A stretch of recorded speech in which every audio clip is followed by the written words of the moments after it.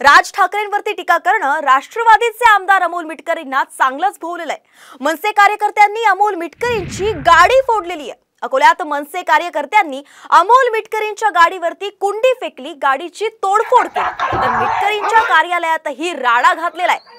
काल राज ठाकरेंचा सुपारीबाज असा उल्लेख केल्यामुळे अमोल मिटकरींवरती हा सगळा प्रकार किंवा ही सगळी परिस्थिती उद्भवलेली आहे। त्या विरोधात मनसैनिकांनी आज राडा घातल्याचं दिसतंय।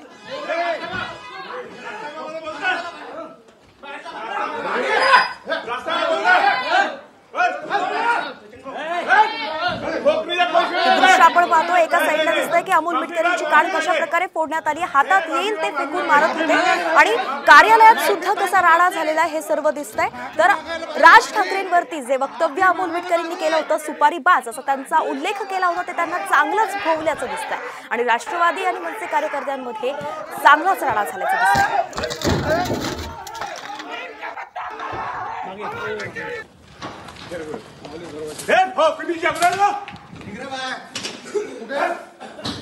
अकोल्यामध्ये हा सगळा प्रकार घडलेला आहे। मनसे आणि राष्ट्रवादीमध्ये हा सगळा वाद झालेला आहे। सुरुवातीला अमोल मिटकरींनी जे वक्तव्य केलं होतं राज ठाकरेंवरती सुपारीबाज असा त्यांचा उल्लेख केला होता, त्यावरून हे सगळं घडलेलं आहे। पण त्याही आधी राज ठाकरेंनी अजित पवारांवरती टीका केली होती। अजित पवार पुण्यात नसताना धरणं भरली असं वक्तव्य त्यांनी केलं होतं आणि त्यानंतर झालं होतं। तर नेमकं कोणत्या वक्तव्यामुळे हा सगळा राडा झालाय ते आपण पाहूया।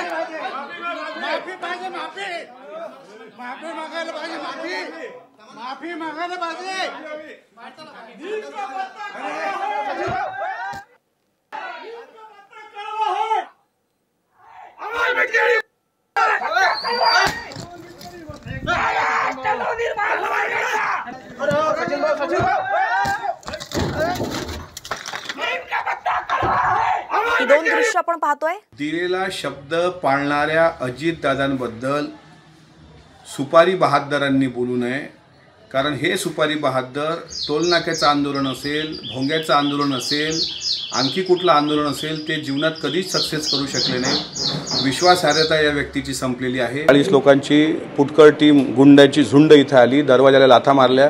मी त्या गाडीत नसल्याचं पाहून त्यांना पहिल्यांदा वाटलं की मी गाडीमध्ये आहे, तर माझ्या डोक्यावर कुंडी घालण्याचा प्रयत्न केला किंवा मारण्याचा जीव घेण्याचा प्रयत्न केला। पण जनतेच्या आशीर्वादानं माझ्या केसालाही धक्का लागला नाही, माझ्या सहकार्यालाही कुठं धक्का लागला नाही। ते ज्या त्वेषात आले होते त्यांचे हातपाय तोडून त्यांच्या हातात आम्ही देऊ शकलो असतो, पण आमच्या पक्षाची ती परंपरा नाही। मला कायदा सुव्यवस्था जिल्ह्याची अडचणीतील असं कुठेही वागायचं नव्हतं।